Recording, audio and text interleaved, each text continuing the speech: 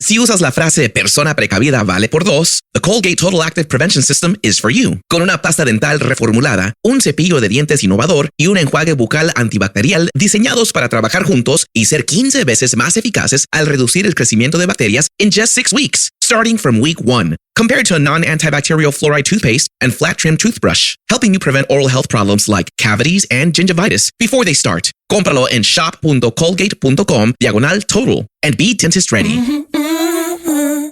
Okay, only 10 more presents to wrap.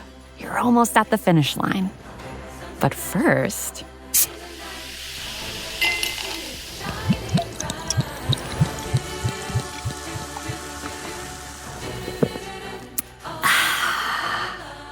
There, the last one. Enjoy a Coca-Cola for a pause that refreshes. You're listening to Kempire here on the Kempire Radio Network. Look, I'm still here. 3:15, not too bad. 15 minutes behind. That's because I honestly could have been here by like 3:00 something, but I wanted to rewatch that ending because I was a little confused. Anyone else? I was a little confused. Not really, not a little confused. I just wanted to make sure that I watched what I just watched over and over and over and over again.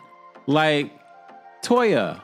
And then Toya was on Watch What Happens Live, and even Andy's face was like, you didn't have any regrets in regards to how you handled the situation?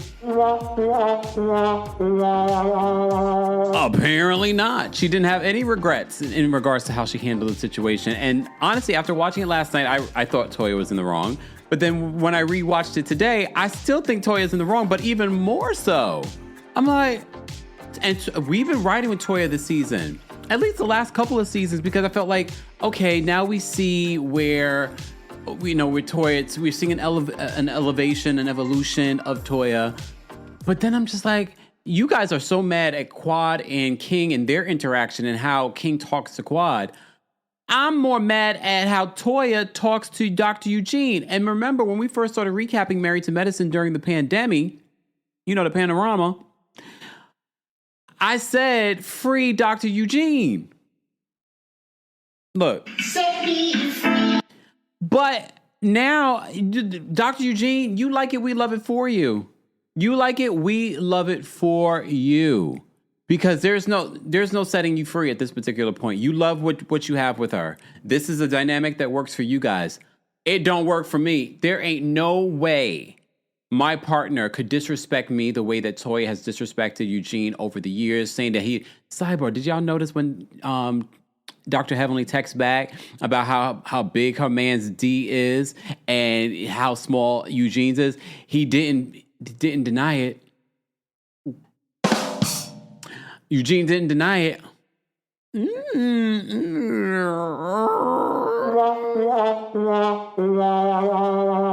Oh, damn, Toya. So is that why he lets you get away with what you get away with because of what you're dealing with? Look, it's not always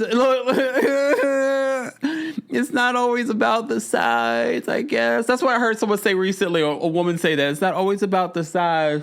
It might be it's more about the motion of the ocean. Really? I can't. Y'all notice that he didn't, because if someone said that, I would be like, why she gotta talk about my privates? Ain't nothing that she talking about Team True. But the thing is, you remember it was a couple of seasons ago when we started recapping this show during the pandemic that Toya was just like, I wish someone would have told me that it doesn't get any bigger. I don't know about y'all. I didn't take it as he had a small one. I took it as, originally when she said this, I took it as, she...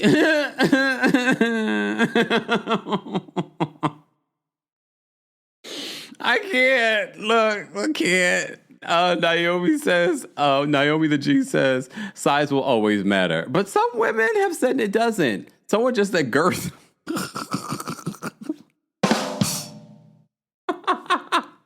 Island Princess says, why are you like this? Why am I like this? Why is Toya like this? She is giving us the fodder. I haven't even gotten into the episode yet. What? So wait, someone said the girth? Worth the girth in the motion?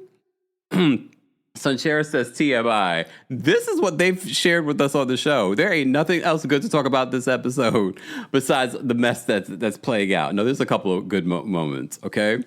Brown Sugar says girth and nice length matters. Well, y'all notice when Dr. Heavenly replied in the text message, which Toya started, she was just like, my man got a big See, this is why I can't wait for Kempire After Dark live New York City, March 13th, Friday, March 13th. Go get your tickets today. Tickets have gone on sale. One night, one man, one mic. Go get your tickets today, okay? There's a live stream option also available. And as I said earlier today during our Real Housewives Potomac recap, if we sell out this show, why not add another one? Let's sell it out. New York City, tri-state area, East Coast, West Coast if you want to. Because like I said, I don't have any other shows planned for 2026, and I'm not reaching out to plan anymore. So sorry. Whoa. No, get your tickets today. New York City, March 13th. What was I saying? Girth. T says I need a Kempire After Dark. Right? We might have to do an after show for Married to Medicine, so I can really talk that talk and do a members only live or something. So we can really talk about the girth or lack thereof. Ladies, I honestly, I have questions. Okay? Trini says, I just got my tickets for the live stream. Thank you, Trini. And I would like to break their record. I think we're like second in breaking their live stream record. Technically, because they had some sort of like big like Broadway event or something like there. And so I would like to break their record with this next one. That's me. I'm competitive. Fantanique Musique says, isn't Toya an Aries? That's the confusing part to me because I know a lot of Aries women. So the way that Toya speaks to Eugene, Dr. Eugene, is actually kind of surprising to me. And a little bit because Aries, fire sign women, they do have a little bit of thing where they can emasculate their partners. But for the most part, they're good. They're very good at navigating that. I've seen it. With I know like 10 on both of my hands. I know a lot of Aries women. So I'm always shocked at how Toya navigates conversations with Eugene because I never see her uplifting him. It's always dragging him down. And again, I'm not going to say woo to Dr. Eugene. At this particular point, almost 20 years in, you like it. You're into it. He's a Sagittarius. Maybe he is into it. But I'm really shocked. Okay? I'm really shocked. Look, Pageant Mommy's an Aries woman. As an Aries woman, I have a mouth. But see, that's the thing. And I noticed it with Aries women. You guys are able to navigate how to get your opinion. You guys know how to move and shake when necessary. You know how to shuck and jive when necessary. And get your way. So I'm always a little, but there are moments. I've seen this with Aries women too. There are I got to take my glasses off because the camera can't focus. I'm here, camera. They're able to navigate in a way where their men feel like they're the boss, but at the same time they still get their way. Her Bookie Bear says that Toya was straight disrespectful. This is not the first time. It's been a little bit of time since we've seen her disrespect him in this way. But then her trying to flip it later on the Heavenly. I will say this, though Dr. Heavenly is a friend of the season, she says that she claims that she took a demotion. I don't believe that. I think she just barely doesn't want to really dig into the family drama, even though she's been talking about it in this week's episode. I honestly believe without Dr. Heavenly, what would we have? Because someone at the end of the episode, I forgot who said it, that they said that that Heavenly needs someone that's going to basically check her. And no one on this cast can check Dr. Heavenly. The only person that could ever check Dr. Heavenly was Mariah Huck. They even showed Mariah Huck during this episode when they flashed back. She was like, "Why don't you power wash this mother effer?" It's nasty out here. She's the only one. But you guys decided to alienate her from her own show and have not been able to welcome her back. She would be the person that you need. But I guess you guys decided that you could deal with Heavenly, but you didn't want Mariah on the show because why? She was your boss? Please understand, she's still your boss. While y'all are working, y'all are making her money. While y'all are working, giving up all your family dirt and all your family trauma, okay? All of that. She's collecting a check off y'all backs. That video she posted about paying her kids' tuition, y'all, she wanted to say, thank y'all. I was able to pay their tuition this month. Sorry, it's the truth. So the one person that y'all try to alienate from this show would be your kryptonite for Dr. Heavenly. She would be. And let's be honest, I've been watching a lot of the little clips from yesteryear when it comes to Married to Medicine. A lot of the most iconic moments are from Mariah Huq. Sorry, gotta call a thing a thing. But they do not want to bring her back. I think it's between the cast and the network. I don't think it's just the network. I think it's the cast, the network, and production that do not want to bring Mariah back. I think if you are going to come back for a season 13, that's the only reason why you should come back. And Mariah would come back, but I think that's the only reason to come back, to bring back this show for another season. Look, and I'll say this too. Dr. Heavenly is the only reason that's worth watching these last few episodes of Married to Medicine. And she's obviously the hot topic because everything goes back to her. Everything goes back to her, and she's just a friend of the show this season. The last couple of seasons, although I haven't enjoyed every single thing that Heavenly has done, it always goes back to her and why people feel anything towards watching Married to Medicine. It all goes back to her. So if y'all really would like someone to check Dr. Heavenly, the only way it's going to be with Mariah Huq. Bring Mariah Huq. Bring Mariah Huq. Bring Mariah Huq. Bring Mariah Huq. And she's still married to medicine. And looks happily married to Married to Medicine. Unlike some of y'all. Let's start at the top of Married to Medicine. Where's my notes? Okay. Let me open up my notes. All right. Keep liking the video, guys, if you haven't already. It's an easy, free way of supporting not just my channel, but other channels as well. DV says, it's Mariah Huq's show that they all except Toya stole from her. Exes and cast. Execs and cast, you mean? So, yeah. And look, everyone's like, bring Mariah Huq. Everyone in the chat, bring Mariah. If you're part of the replay crew, bring Mariah Huq. Bring Mariah. Lakita? Wait. I don't know how to pronounce this. Lakita? I'm going to pronounce that correctly. She says, Mariah collecting her producer's check. Yeah, but that's not great for us. It's great for Mariah. It's great for Mariah's family. It's not great for us. All right. So at the top of Married to Medicine's episode, it's where we ended off last week, and that is with Brandy. So Brandy was having her birthday dinner. Dr. Contessa was being hateful, and she was just like, if she was given a birthday party like this, she would have been underwhelmed. Remember that?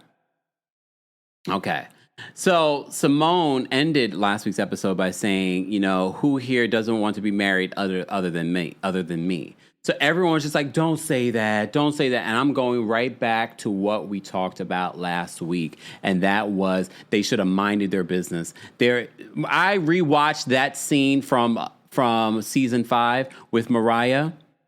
And she was so sure about her decision.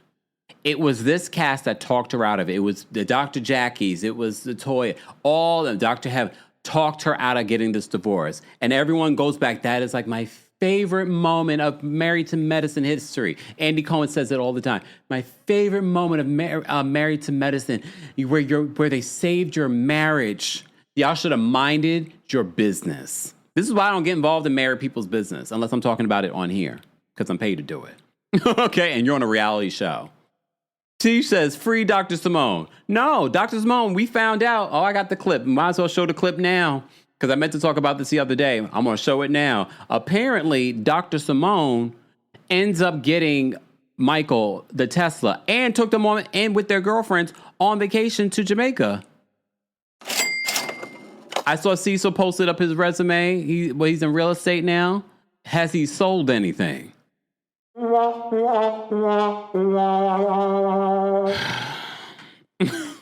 Has he sold anything? Let me first remind you what Dr. Simone, sorry, not Mariah, what Dr. Simone said on, what was it? It was on season 5 of The Reunion. Let me see if I can find the clip because I had it all. Oh, here it is. We're going to play this under fair use. I might have to stop and go, y'all. But I'm going to play the audio because I had it here original. Oh, wait, do I still have it here? Let me see. Do I still have it here? No, I don't. Okay. Let me just play this clip for you. This is just a snippet from the season 5 reunion where Simone revealed. They even played it this week in this episode.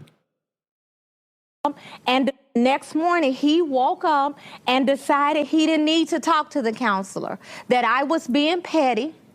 And I told him, if you leave, if you walk out that door, I am done. He left. What the did you think I was going to do? So if she told Cecil how many years ago now? Season 5, we're in season 12. If you walk out that door, I'm done. She even filed for divorce.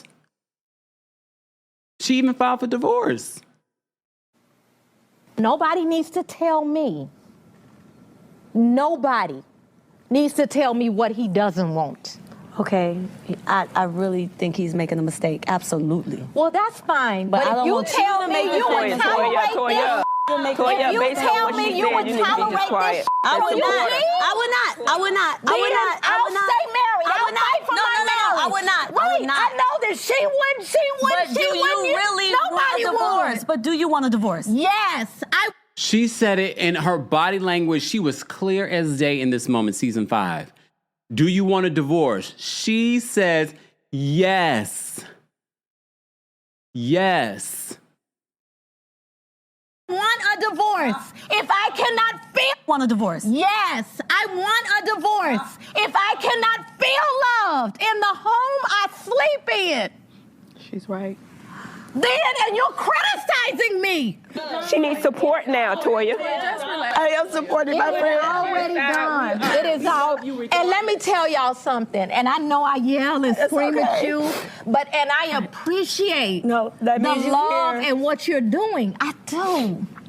But sometimes a relationship must and will come to a close. There are people. See, she was at peace. She was at peace in season 5. This is 7 years ago. She was at peace. She was ready for the divorce.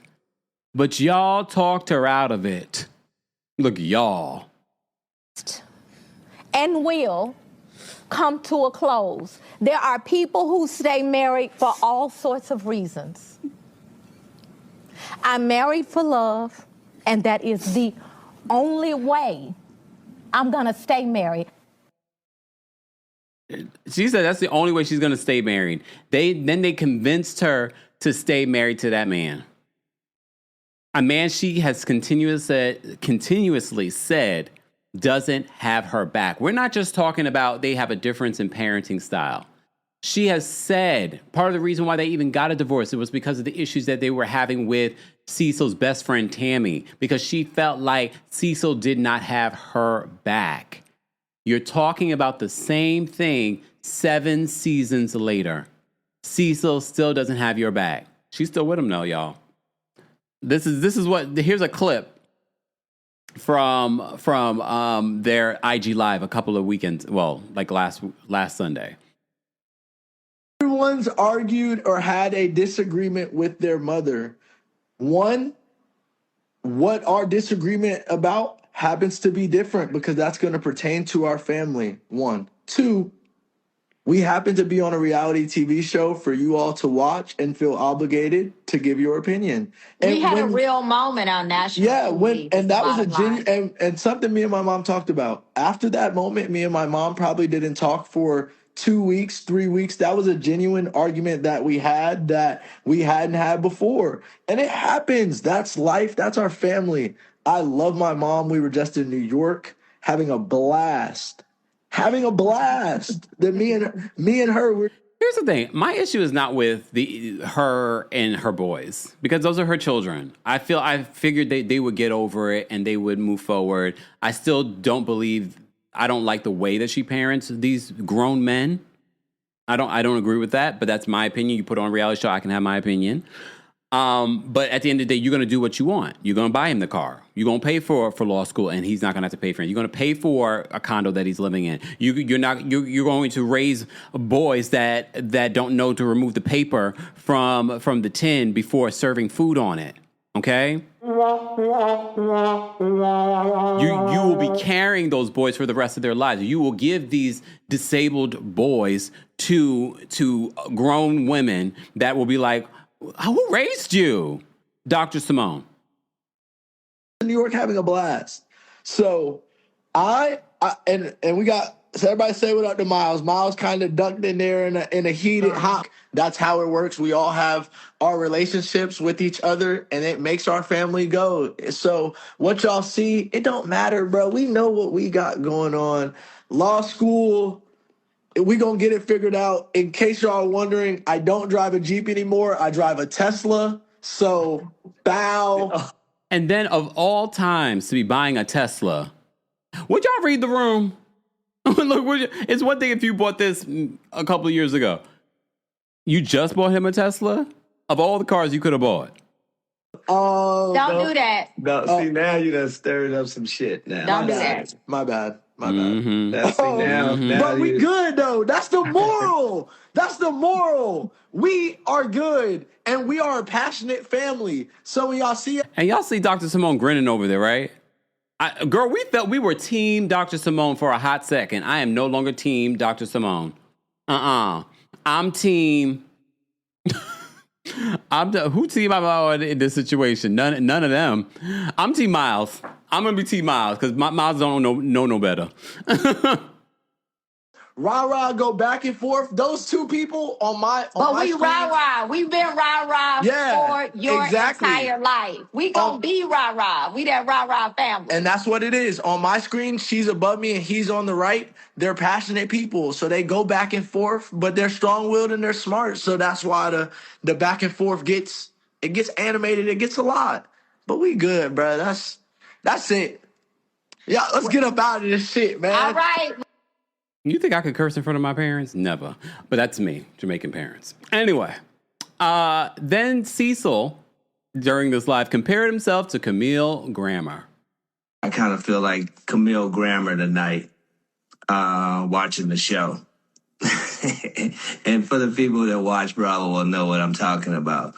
But I watch a lot of Bravo, and I watch Camille Grammer on Housewives of Beverly Hills. Explain what you mean by saying you feel like Camille Grammer.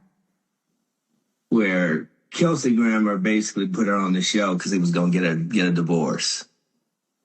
So he thinks that Dr. Simone put him on the show to get a divorce? That is our hope.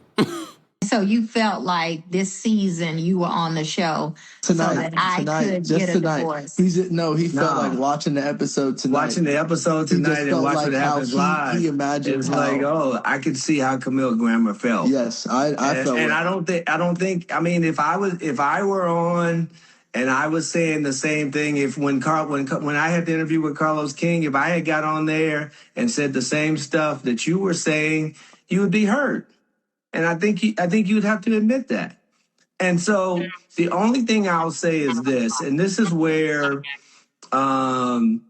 reality TV sometimes isn't all reality, because they only show, so that scene they only showed probably about 5 minutes, and we filmed that scene for probably close to an hour. So there was a lot of stuff said. There was a lot of things that went on behind the scenes that you don't get to see. I didn't even think about... What exactly more could we have seen that would have made that situation better? I don't know. I think I still would have been team Dr. Simone because I don't... And you know, I say we're watching an edited show, so there's a lot of context, and context can definitely matter. But we've seen this behavior over and over and over again. So I'm trying to understand what part of this hour-long conversation or argument that would change our minds. I'm not sure. Honestly, for me, sorry to cut you off. I didn't even like facts. You're right. You notice how Michael has more respect for cutting off his father than his mother. V Life says, Kempire, like you said in the review with Toya, that live showed that Michael had more respect for Cecil than Simone, because she's taught Michael how to treat her. Oh, you could be disrespectful to me, and I'm going to buy you a Tesla regardless. Someone says, are they living separately? I don't know why they went live separately. I don't know where they were when they did this live. I don't know if they're going to reveal at the reunion that they're actually getting separated. I don't know. I don't believe that, to be honest. Me and Mama talked about that, but I didn't even think to bring that up. Like, I almost forgot about, like, what the conversation was about. What that really don't matter. said with breaking the fourth wall was so irrelevant anyway. And Cecil, to act like that I've never said at all off camera this season about the fact that we were having difficulties. It was getting difficult for me to deal with those difficulties. It's exhausting that you can never see my point of view when dealing with the boys. You throw me under the bus with the boys. You disrespect me when it comes to... I don't think Dad... Do you hear... First of all, saying, I don't think Dad's... Why are you interrupting your mama while she's speaking and you don't apologize? That he... Well, Camille Grammer was caught completely off base. Yeah, Camille was caught off guard during her season of Real Housewives of Beverly Hills. So you could say all of that, Dr. Simone, and you still standing by. Look, I in real life, they're married to each other. I would never wish a demise of a relationship, but I am an advocate for not staying in a situation that's not working, because that's not helpful to you. That's not helpful to the children. It's actually a poor example of how to deal with a toxic situation for your children. But girl, you like it, we love it for you. I'm no longer team you. I'm team Mariah. Bring Mariah back. Bring Mariah back. Bring Mariah back. That's what I'm team. That's it. I'm team Mariah Huck. That's it. Sorry. I'm sorry. I can't with y'all right now. You like it, we love it for you. So she ends last week's episode with saying that she doesn't want to be married anymore. And I understood that completely. All right. Simone says that she wants to live in a high-rise downtown. Did y'all pick that up when she said that to the group? Because the group was like, oh, don't say that. You saw what Dr. Jackie was saying. Dr. Jackie basically with her eyes was saying, girl, if I'm going to say my miserable marriage, so are you. That's the thing. That's why you can't take advice from people, because you don't know where that advice is coming from. They could, and I'm not saying this is Dr. Jackie, but if you're taking advice from people that are probably in a terrible situation that they refuse to leave and they don't have the courage to leave, so they're giving you advice from that, girl, don't leave them. Stay with your man. You know, it's better than being alone and single out here. No, she could be alone and single in her high-rise apartment in downtown Atlanta. Okay?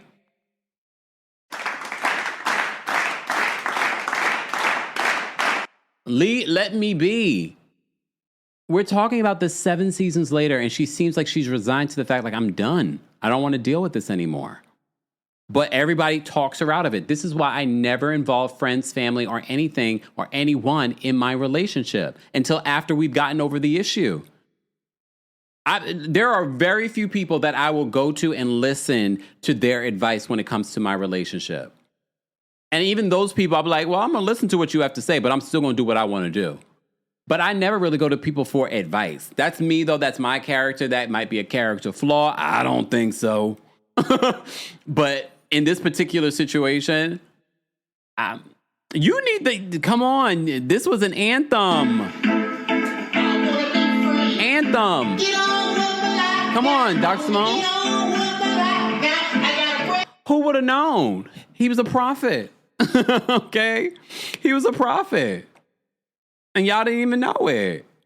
He was a prophet, and y'all didn't even know it. He gave y'all a theme song so that you could walk out of that relationship.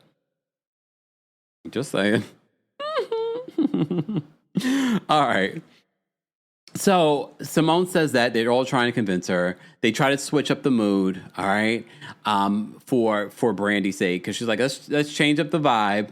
Contessa then says paying thousands of dollars for a dinner isn't anything to do cartwheels about. So she wasn't done taking digs at Brandy and her birthday dinner. All right. So they come out with the little bar ladies come out with the little happy birthday, Brandy. Poor Brandy. I feel bad for Brandy. Y'all ruined her birthday. All of y'all. Especially you, Dr. Contessa. All right. Heavenly, when they stand up and they're having a good time, Heavenly says to Dr. Simone that she fussed out her son, Damon Jr., and now he's left the home. Apparently, she hasn't talked to Damon Jr. in like a year. Okay, because of the way she cussed him out. So they go over and have their own side conversation. And Heavenly says, she cursed her son out so bad, but he never responded to her. He just left the house. And she doesn't even know where he is. Remember when she had that scene with Dr. Damon Daddy? AI agents are everywhere, automating tasks and making decisions at machine speed. But agents make mistakes. Just one rogue agent can do big damage before you even notice. Rubrik Agent Cloud is the only platform that helps you monitor agents, set guardrails, and rewind mistakes, so you can unleash agents, not risk. Accelerate your AI transformation at Rubrik.com. That's RUBRIK.com. 'Tis the season for identity theft. This time of year, most of us are checking off our holiday gift lists. But guess what? Identity thieves have lists too, and your personal information might be on them.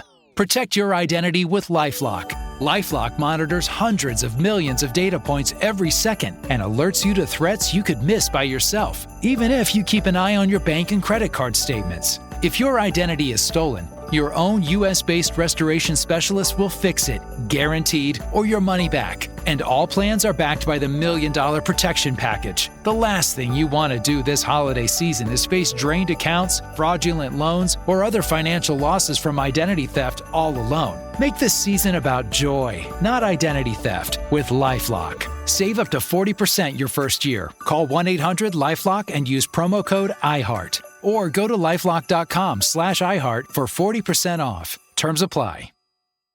What's up, everyone? This is Angel, Diego, and Jason, and we're a Gusto Baba Podcast. 100% música regional mexicana, pero a veces uno que otro chisme. You already know the holidays are here and the studio está en modo fiestón. We're recording, cotorreando, and keeping it fresh with Sprite Winter Spiced Cranberry. That refreshing cranberry flavor, cold, crisp, con un toque navideño, it's the right move. A seasonal favorite, but only for a limited time, so don't sleep on it. Between tamales, las posadas, shows hasta tarde, Sprite is always part of the traditions. We keep it regional, we keep it real, we keep it twisted. Sprite Winter Spiced Cranberry Twisted. It's Christmas in a can, a darle. Obey your thirst.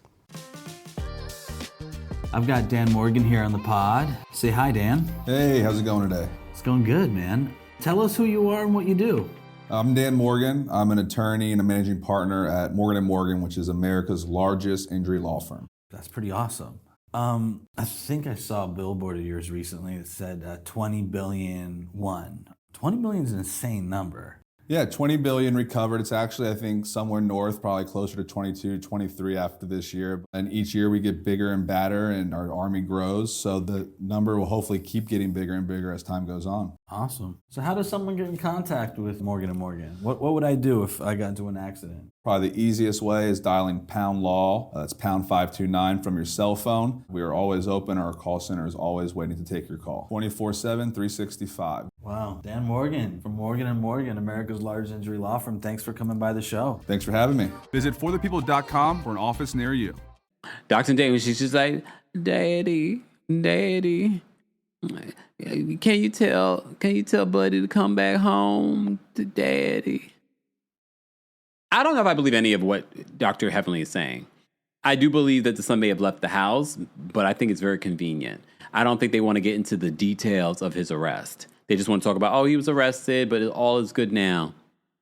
All right. GC says, I call cap on Heavenly, right? I don't believe anything that's coming out of Heavenly's mouth. But fine, we'll run with the narrative. She's and Dr. Simone is falling for it. Dr. Simone is like, oh, I've never seen Heavenly like this before. Like, what is going on with Heavenly? She's never been like this. I still don't believe it. Did y'all see a tear? Did y'all see one tear? I didn't see one tear. So they end up the birthday party, having a good old time, all right? Toya and Eugene have this scene at the park, okay? So Eugene is back in town. And here's the thing. I'm going to twerk on the fence when it comes to this topic of Eugene working out of town, okay? Eugene says that he would like to spend more time doing Recharge Wellness, that business that he started, but that's not busy. It's apparently probably not doing well. So he's picking up all these different shifts at these other hospitals, and these other hospitals want him to be full time. Okay, but there was something that he said that stood out to me because I was like, wait a second. So you are working the same amount of time, but you're away, but you were working the same amount of time in town. So what's the benefit of going away? Were those opportunities no longer available near the home?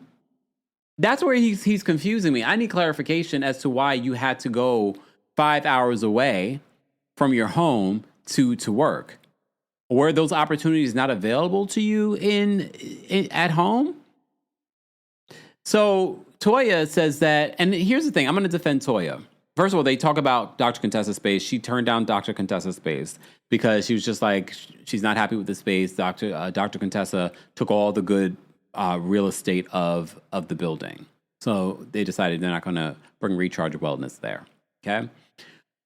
So Toya says that Eugene being away is affecting like the family life, even though the boy said that it's not. It's like it's the same. But here's the thing. I understand where she's coming from. It's different if he's working long hours while being in Atlanta, but you come home every single night. Like that time in bed together, even though it might be little, and even though you might be falling asleep, it's still time together. You know what I mean?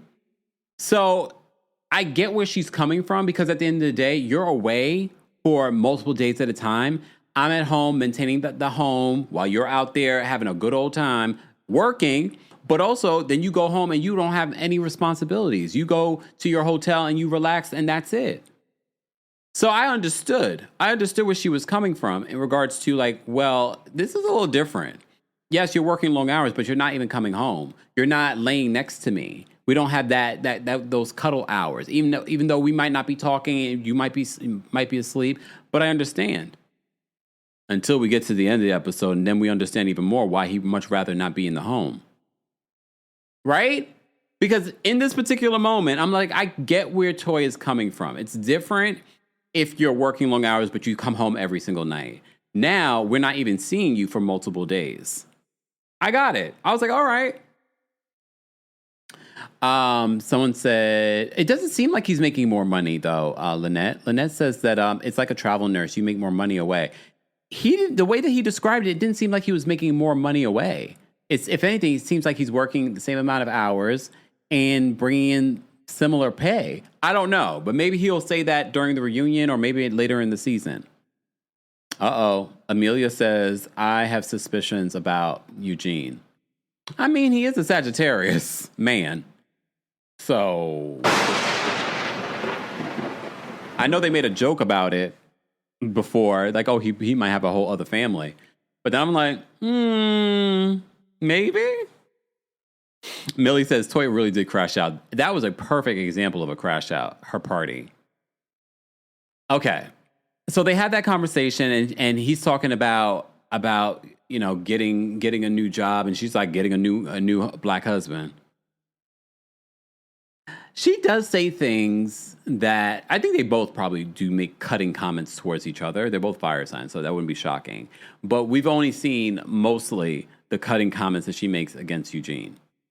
You talking about his peen size. You talking about if you want to be the head of the household, then lead. I was like, what did you guys think about that comment during her pool party?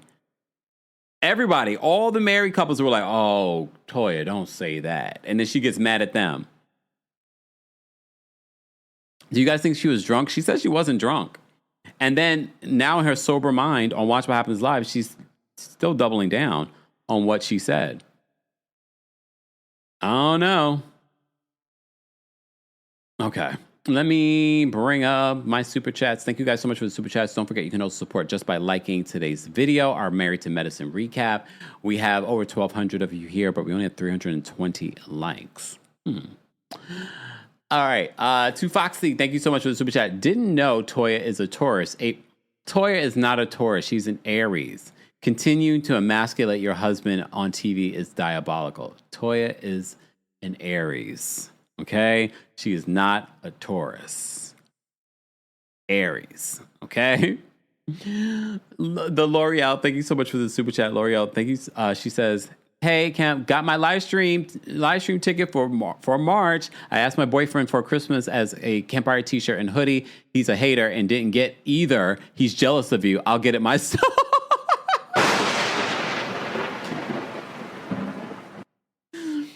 Yo, the L'Oreal, that's crazy. Why are you jealous of me, sir? There's no need to be jealous. I don't bat for that team. How you doing? There's no need to be jealous. Not me getting the straight men jealous, okay? Boyfriend, get her the damn t-shirt, okay? You could have, if you had ordered it last week, you could have had it for Christmas, hater. But maybe he did get it. L'Oreal, maybe he did get it. He's just playing with you. Let me know if he gets it or not. Give us an update before you order it. Don't order it yet, because maybe he did get it. He's just playing with you. You say you wanted the t-shirt or the hoodie's much better. Just saying. The t-shirt's good too, but the hoodie's much better. Just saying. It's just good quality. I'm gifting that to my people. Like you, yeah. Are you okay? Merch is available right now. HouseOfKempire.com. Thank you, the L'Oreal, for the super chat. Yo, fine ass auntie. Thank you so much for the super chat. She says, Kempire, your heavenly impression has me in tears. What you mean? What you mean, your fine ass auntie? Daddy. I was just thrown by that scene. Fab, thank you so much for the super chat and for being a member. Fab says, this is sad. It shows how this can bind the cast together. Like Kempire said, stop playing us in our faces. Yeah. Yeah. All right, let me finish this up, okay? Swoleston says she probably got a Taurus rising. Excuse you? What you mean? How did this become about Tauruses? What's your sign, Swoleston? What's your sign so we could drag your sign?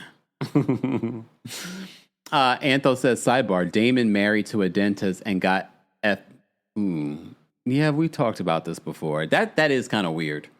But, everyone has choices. He doesn't want to fix his teeth, but he probably has healthy teeth, maybe, more than likely, right? Just say. Classy says, we love you, Kempire. My husband listens to you with me and my sons. Yay, see? Thank you. These men are secure. It's okay. L'Oreal, if he don't get you that sweatshirt, you let me know. Because then we'll shame him and to get it. All right. Desiree says, I love Heavenly, though. She's a reason to watch at least. Oh, okay. See, Swoleston, you knew it. I can't drag Aries. But I'm going to have to drag out this week. Look at your leader. Look at your leader, Toya. Okay? Pageant Mommy says, Heavenly to David. Daddy. David's Heavenly. Buddy. They're a mess, but it's okay. All right, let me move on because I could be here all day. So they have that conversation. Then we have Quad and King at Dr. Jackie's office. Why did everyone on this cast feel like it's okay to flirt with King? But if the tables were reversed and Quad was flirting with their husbands, they wouldn't say something. But I guess because they know she ain't gonna flirt with their husbands. I mean, look, King is good looking. Okay. So Quad is going to Dr. Jackie's office for her updated scan so she can send to her doctor in Ghana, okay? So Jackie says that she's been communicating with Quad's doctor, so we get to see the entire process. Why does King know so much about this? I have to say something. It's not just because he's smart. I said, have you been through this before? I know, remember last week he said he's dodged this bullet, and she said this is not a bullet, this is a blessing. Here's the other thing. Speaking from a Taurus perspective, for some reason, Tauruses, their friends, their family, and their partners, there's always sort of like this sort of banter, and I think that's what we might be seeing between King and Quad that you guys don't like in their relationship. There is a usual banter, especially for Tauruses, maybe because we have very thick skin, that I feel like with a lot of my friends and family, they always like to poke at us and make comments and stuff, like not in necessarily a derogatory, a very playful way. And we see that a lot with King and Quad. And now I kind of look at the situation a little bit differently, but I get why you guys might feel that way if you don't know the dynamic. But I also say they're not necessarily good on camera. Like, they're not that interesting on camera. But that could be me. Okay. Oh, damn. Antho says King's face card declined. Sorry. Wow. Oh, wait. He does have a daughter. I forgot about that. Thank you, KNC. I forgot. He does have a daughter. I forgot about that. All right, so that might be why. All right. Pink Popso says, "How old is King's daughter?" I don't remember because I barely remember that he had a kid. See, Trini says, "My man and I banter with each other, so I get it." See, I don't know, but everyone's been having a reaction to their back and forth. See, Swoleston, who's an Aries, Lord, is dating a Taurus. She says, "My man is a Taurus, and I love our banter." So now I'm starting to think, I feel like as Tauruses, we get that a lot from people in our lives. Like, there's sort of like this back and forth banter that's very playful. Like, I even have that with people that I see, you know, like if I go to like my Pilates instructor or like when I go for like a stretch or something like that, I feel like I have that sort of banter with them too. So I think it might be just that, y'all. T says, "I want my man to talk to me nice." All right. Desiree said this King has a nice body. All right. Denise says that King looks sneaky. Damn.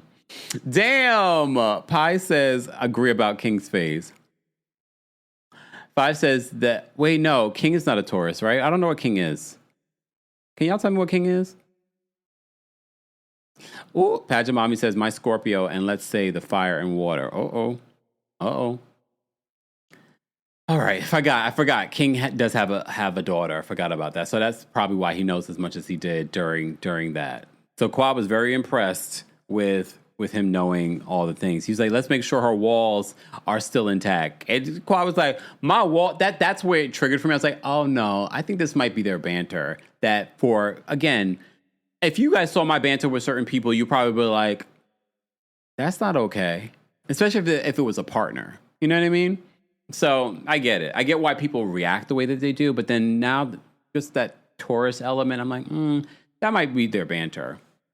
King is a Libra Scorpio. He's probably a Scorpio. That's probably why Libras and Tauruses match too. Not Butterface. Not that kind of butter. Come on. Yes, you can still get a discount on butter for the holidays. Kempire 10 for 10% off. Head on over to butterskin.com for more details. Okay. Hey, what's going on, Elijah? Elijah is celebrating 28 months of being a member here on the channel. Everyone say happy anniversary. Ooh, thank you so much, Elijah. Elijah says, love you, Kemp. You are my number one on review. Thank you so much. Yeah, shout out to everyone that has me in their top 5 or their number 1. Let me know how many videos that you've ended up watching in 2025. I didn't know I did over 700 videos. So, and some of you watched over 700 videos, so thank you. All right. I'll see. Here we go. Here go Flip Virgo. He says, I love my banter with my Taurus. See? I feel bad for your Taurus. Well, we could take it because I have a lot of banter with Virgos too. I know he could take it. He or she. No. Let me not assume. Your Taurus can take it, but please understand, in their head, they're like, But anyway, Archie says, you're my number one. RC says, I'm your number one. Thank you so much. Okay, focus. Let me take a sip from my water bottle. You know what? Okay, let me focus. Let me finish on this before I move to where I want to go to. Okay, so we had that scene with Quad.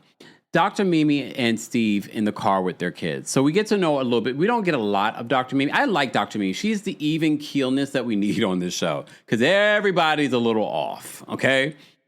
And I said this before. For her to be the second psychiatrist that well, probably not the second, but as a main cast member, a psychiatrist to be on this show, she actually gives me psychiatrist as opposed to Dr. Gregory. She actually makes a lot of sense in her takeaways from the dynamics in the group.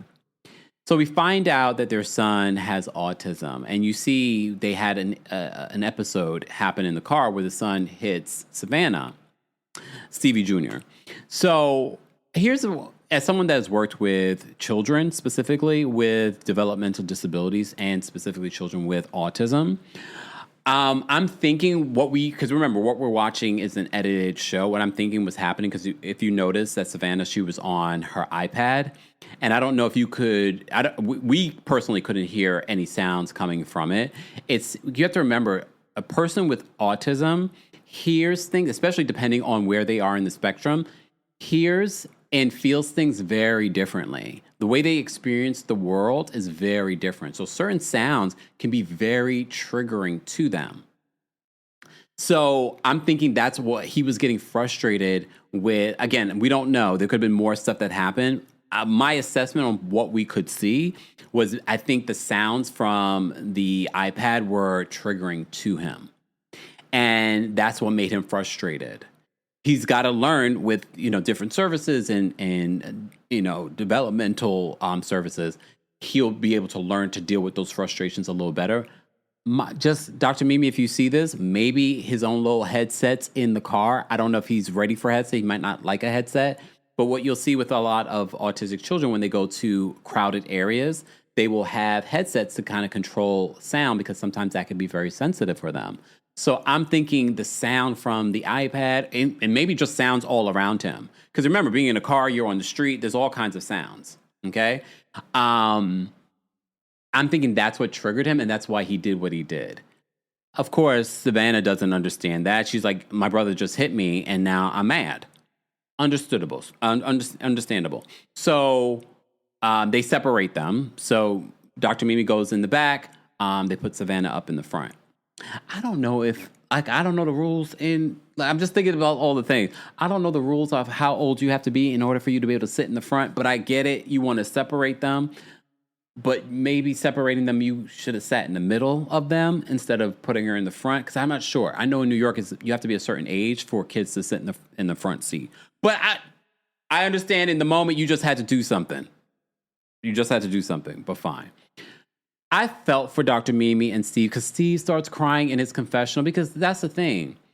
You want to have healthy children, you have 2 healthy babies, and then you find out that, okay, one of your children just learns differently and experiences the world differently, and you feel helpless because you don't know how to manage that. And especially with Dr. Mimi being a psychiatrist, she's probably also feels another level of, not only being the mother, but also being the person that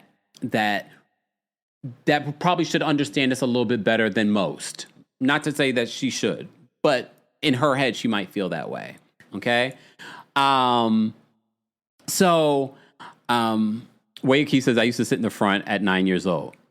I'm not saying that you can't. What I'm saying is, I know in certain states, there's a law. Like, you have to be a certain weight in order to sit in the front, not just age. So, but it just ran across my mind, and nothing here nor there. It doesn't seem like she normally sits in the front. They were trying to separate the kids. Okay, I understand. But when they were talking about their son's challenges, both of them got really emotional.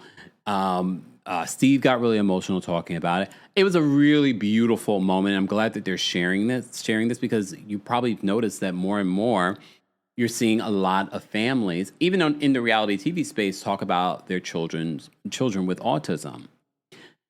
Honestly, the best thing for a child with autism is knowing that they learn and experience the world differently.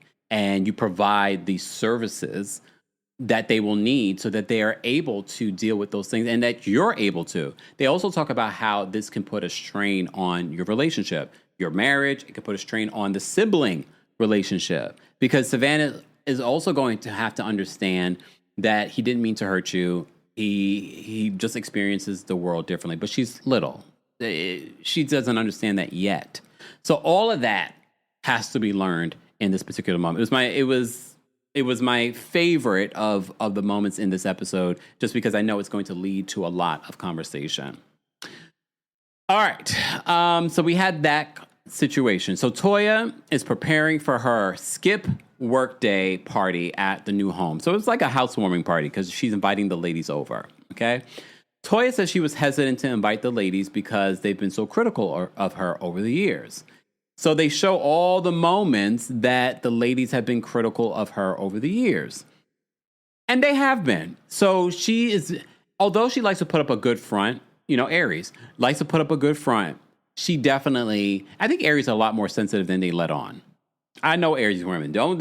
I think I know Aries women better than they know themselves. Okay.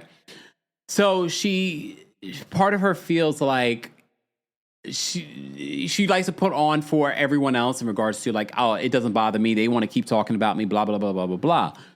But she is sensitive to that. She is sensitive to the fact that they always are dragging her about not working, not being a doctor, moving all the time, blah, blah, blah, blah, blah, blah, blah, blah, blah. Okay? So she then tells you, Dr. Eugene, that someone left a fake Balenciaga purse at the party. Come to find out that it was Toya. I'm not Toya. It was Dr. Heavenly. Toya texts the group chat and says, "Who left this fake Balenciaga purse at the party?" Heavenly replies, says, "Baby, that's my purse, but my house has been paid off." God only knows what they say in that group chat, okay? So she says, Dr. Heavenly replies, "That's my purse, but my house is paid off." Dr. Heavenly later claims that the Balenciaga purse is not fake. What do you guys believe? A lot of these ladies that are on reality television are wearing fake stuff.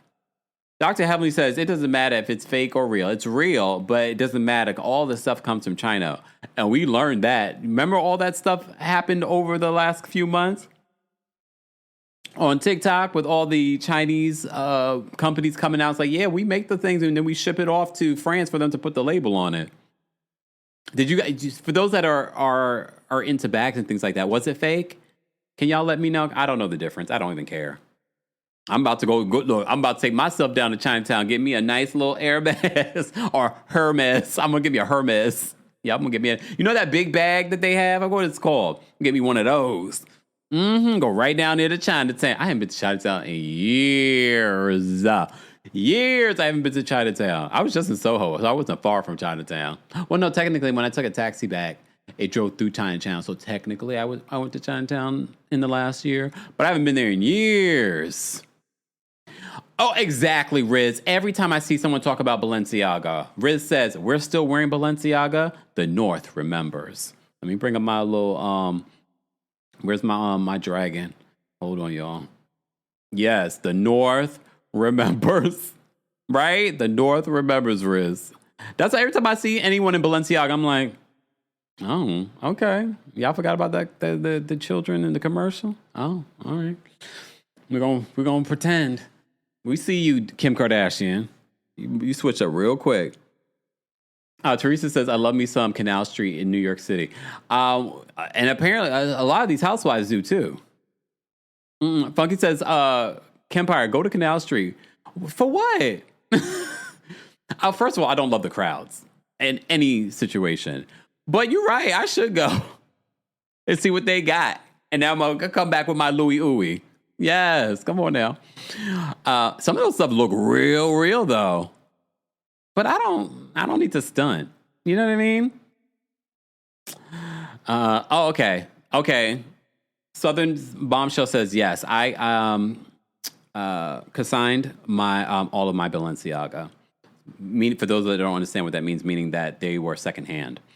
Okay. What? Dr. Miss Honey?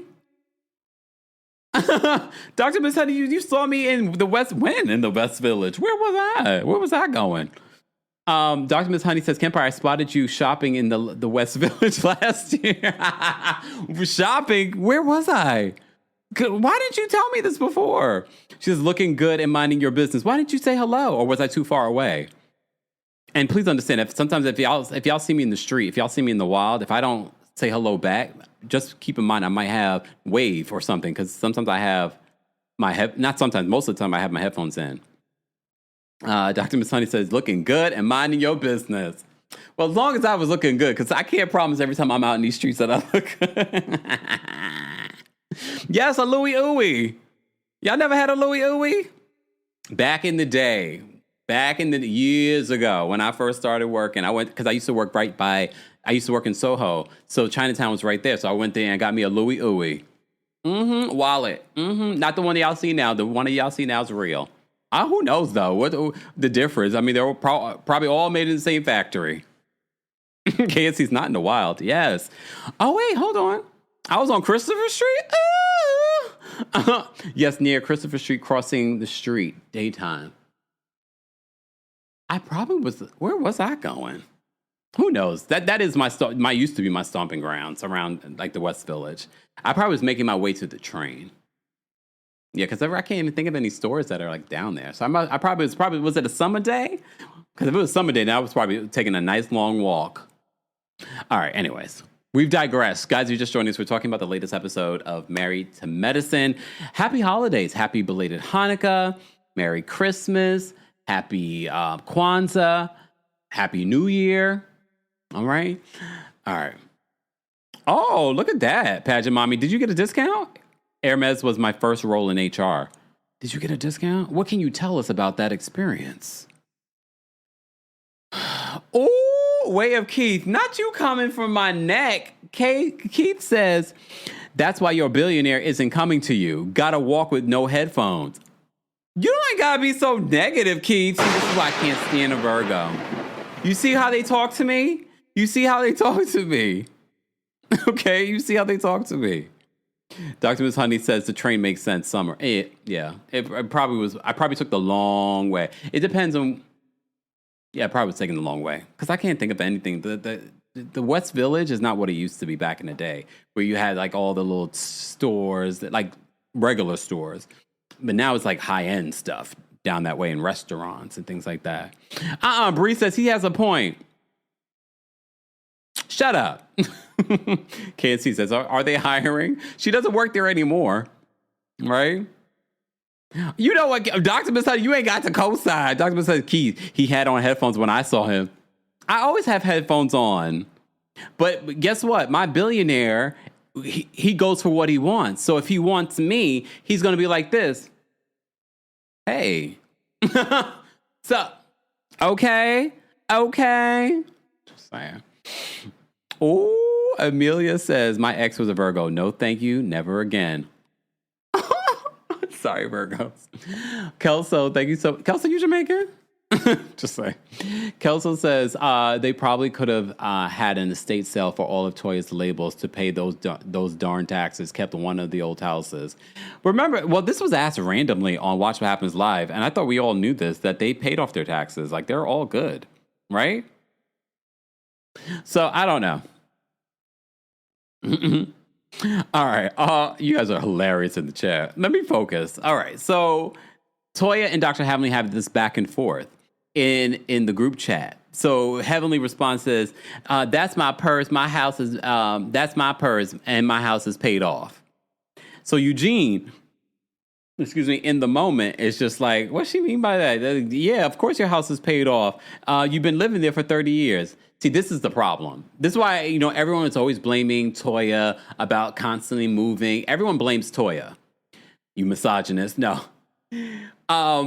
Everyone always blames Toya. But I've been saying this. He's also part of the problem. Dr. Eugene is also part of the problem. Yes, they're living in their house that they've paid off for 30 years. You guys have moved to multiple different houses. And I don't care what you want to say that you moved and you made profit. No, I don't believe that. So he says that, and she's like, Toya's like, yeah, that's what I said. Yeah, so these are two crabs in a barrel, okay? Toya says, she says in the text, let me go love on my family and friends that love me in return. So Heavenly replies, all vulgar, and she's like, you know what? I'm in between patients. Because she wants to remind her that she has a dental practice. And she says, let me go love, my man loves me and his big D. No, she said, and his D is so big. So while you over there loving on some little ish. Fuck your flowers. What stood out to me in that moment, y'all, wasn't even the fact that she was talking about Eugene's little D. It was Eugene not basically saying that it's not true.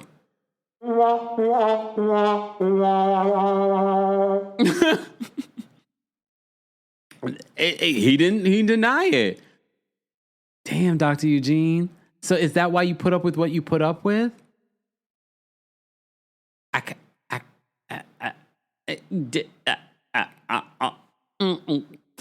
Flip Virgo says, I'm a Virgo man. We ain't for the faint of heart. I know it. Here's the thing with me and Virgos. I think Virgo men specifically. I comment on some of their commentary in regards to, because they could be, they can do the things, okay? And I will make comments, but I also will say this to them. Like, I was like, please understand, your digs do not hurt me. Because that's the thing about a Taurus. We could actually go there, but we have restraint. Virgos don't have restraint. Like they share and they just will share everything.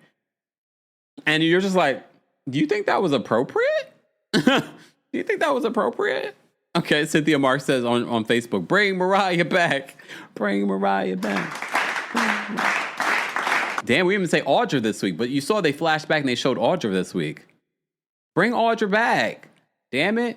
Honestly, if you're going to have a season 13, if you bring Audra back, if you bring Mariah back, I'd be here for it.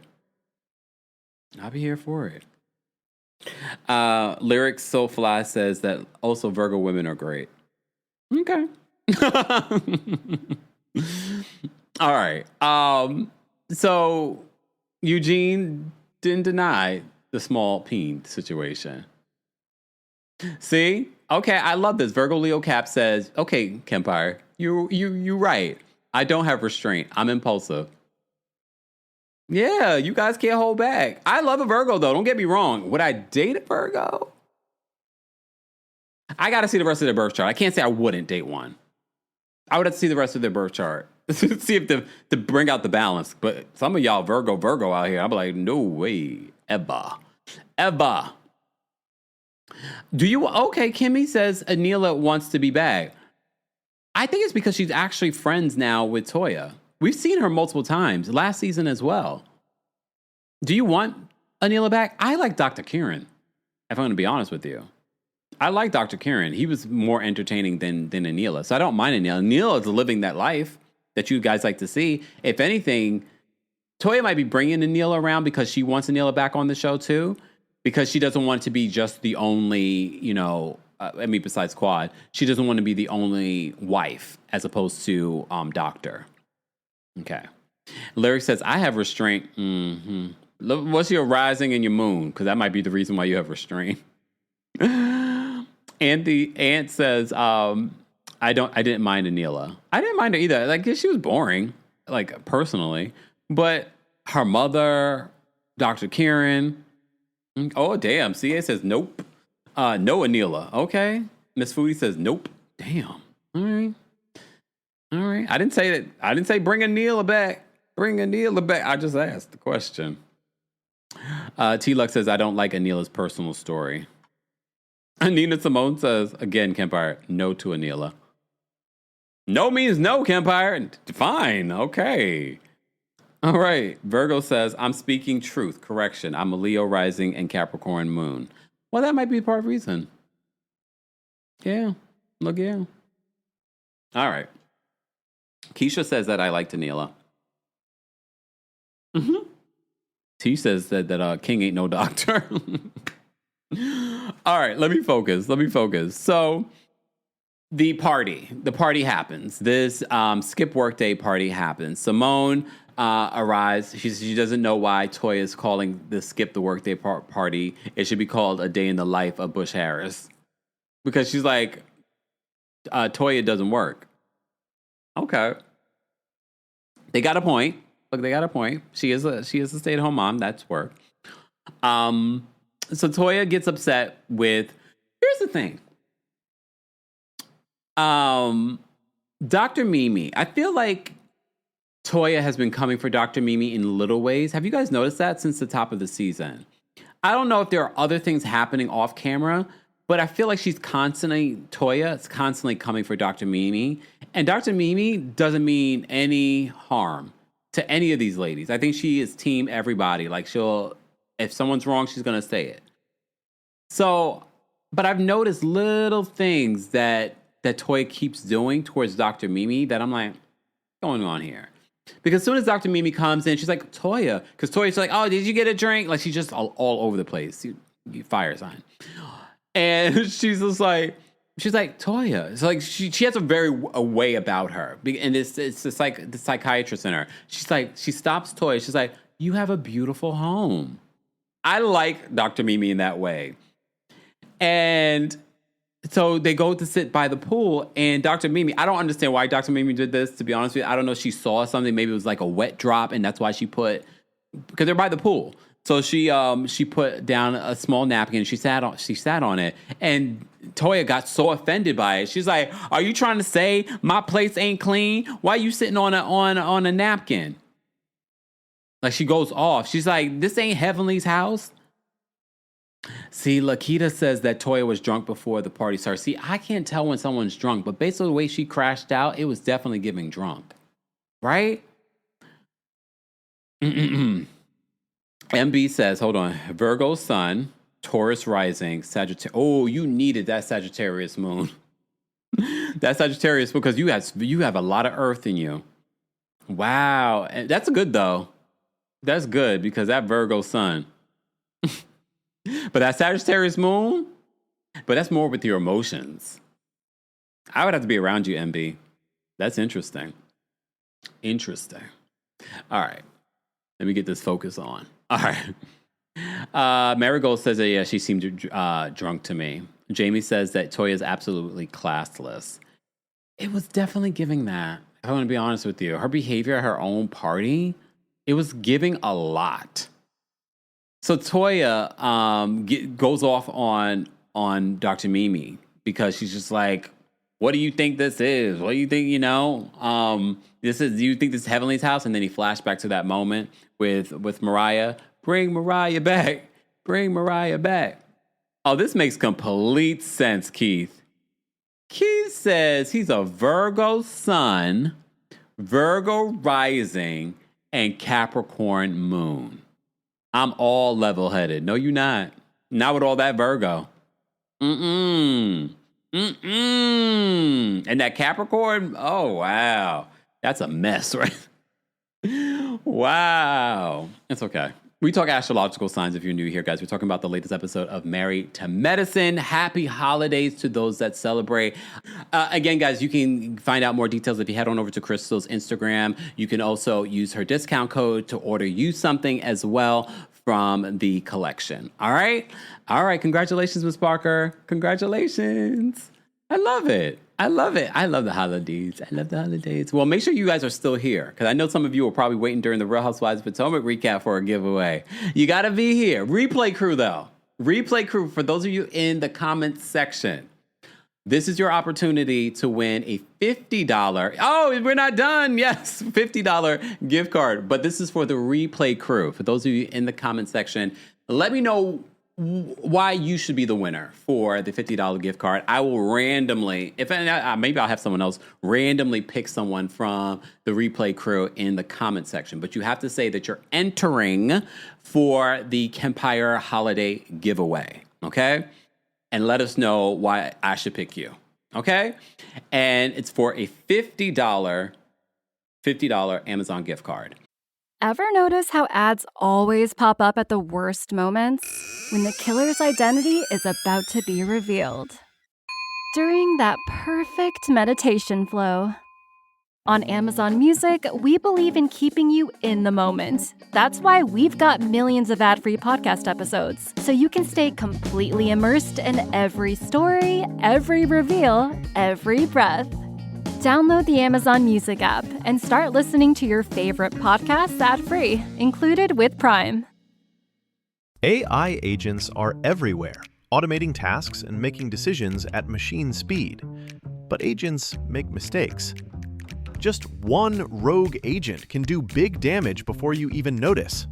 Rubrik Agent Cloud is the only platform that helps you monitor agents, set guardrails, and rewind mistakes, so you can unleash agents, not risk. Accelerate your AI transformation at Rubrik.com. That's RUBRIK.com. 'Tis the season for identity theft. This time of year, most of us are checking off our holiday gift lists. But guess what? Identity thieves have lists too, and your personal information might be on them. Protect your identity with LifeLock. LifeLock monitors hundreds of millions of data points every second and alerts you to threats you could miss by yourself, even if you keep an eye on your bank and credit card statements. If your identity is stolen, your own US-based restoration specialist will fix it, guaranteed, or your money back. And all plans are backed by the $1 Million Protection Package. The last thing you want to do this holiday season is face drained accounts, fraudulent loans, or other financial losses from identity theft all alone. Make this season about joy, not identity theft, with LifeLock. Save up to 40% your first year. Call 1-800-LifeLock and use promo code IHEART. Or go to lifelock.com/iHeart for 40% off. Terms apply. What's up, everyone? This is Angel, Diego, and Jason, and we're a Gusto Babá Podcast. 100% música regional mexicana, pero a veces uno que otro chisme. You already know the holidays are here and the studio está en modo fiestón. We're recording, cotorreando, and keeping it fresh with Sprite Winter Spiced Cranberry. That refreshing cranberry flavor, cold, crisp, con un toque navideño, it's the right move. A seasonal favorite, but only for a limited time, so don't sleep on it. Between tamales, las posadas, shows hasta tarde, Sprite is always part of the traditions. We keep it regional, we keep it real, we keep it twisted. Sprite Winter Spiced Cranberry Twisted. It's Christmas in the can. A darle. Obey your thirst. All right. If you go to Crystal's Instagram, you can see the link for the 14-piece set. You can also find the discount code there as well. All right. Congratulations to Miss Parker. Congratulations. All right. Back to our Married to Medicine recap. I am going to drop the call link for the general audience for those that want to call in before I get into this last part of the episode, because I have so much to say and so little time. So, Toya has everyone coming through. Toya, she is, in giving tours of the, let me turn off the snow. She's giving tours of her place. She showed everyone her closet. She's got the big tree in the closet. Heavenly's there. Heavenly's just like, I came for my Balenciaga purse. Give me my Balenciaga purse. She's like, are you still mad at me from earlier in the day? She's like, no, I'm not. Okay. Namaste. I do have a P.O. box. If you check out the description of this video, you'll see our new P.O. box in there. All right. Let me first do this before I move on to this. Okay, there we go. And live chat, I will drop the call link for you guys in just a second. Just keep liking the video. Let's get to 650 likes. 650 likes, and I'll drop the call in link for you guys. Miss V, thank you so much for the super chat. Miss V says, when I watched this back, my husband was in the room and was like, did she see his stuff to know? So Steve said the same thing to Dr. Mimi when she said that. And no, you remember Toya mentioned Eugene's stuff on the show a couple of seasons ago. Remember when she said she wished someone would have told her that it doesn't get any bigger? Way of Keith, thank you so much for the super chat. Keith says, Dr. Eugene may have a shrimp. He may be unattractive. He may even have a few pounds on him, but that doesn't give Toya the right to disrespect him. Well, Keith, okay, see, you just perfectly reminded us you're a Virgo. Because how are you gonna rip him apart in your super chat and then say, but she doesn't have a right to disrespect him? I know you're trying to be funny. That's what it is. But here you go, Virgoing over here. Mr. Melon Magic, thank you so much for the super chat. Mr. Melon says, leave Mariah Huck at the Lake Lanier. Not the Lake Lanier. She lied, and plus she always brings the dusty crew. Her mama insists. If you are over Quad and Simone, imagine Mariah and Quad. Oh my gosh, not the Lake Lanier. Not the Lake Lanier. Lord. Okay. All right. Let me take a sip. Back to this. Back to my notes. What was I saying in my notes? All right. So she's giving them a tour of everything. Heavenly arrives. She says she came back for her purse. Okay. She says it doesn't matter if the purse is real or fake. All of it's made in China. I mean, it's not far from the truth at all, which we've learned. So then we see that Toya has her servers come out. One of those servers, I don't know where I know him from, but I definitely don't think he bats for their team. You heard what Quad said. He's like, that man don't want nothing to do with Dr. Jackie. It wasn't just the fact that it's Dr. Jackie. I was like, I think she knows that I don't want to assume, but I feel like I've seen him before. And I don't know where I've seen him before. Where have I seen this man before?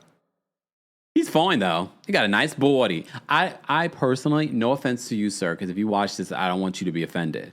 I personally don't really love a very well-manicured man like that. Like, I'd like you to be somewhat manicured, clearly. Okay? But I was sort of like, it's still a little too much. You know what I mean? Too much, like, perfection. I'm like, I don't need all that. You know what I mean? But that's me. Look, that's me. Beautiful, though. Beautiful to look at. If he's going to, like, I'd hire him to serve. Okay. Yeah, serve my guests. Beautiful.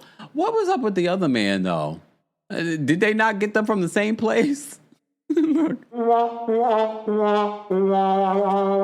like, wait a minute. I'm like, wait a minute.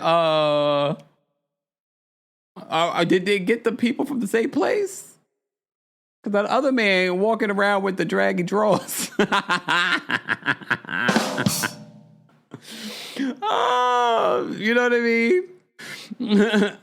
Swolison says, yeah, Kempire, where have you seen him before? I don't know. Is he from New York? I don't know. Did he come to a live show? I don't know. He just looked real familiar. All right. Melly says, Kemp, you know him. I really don't know him. Where do I know him from?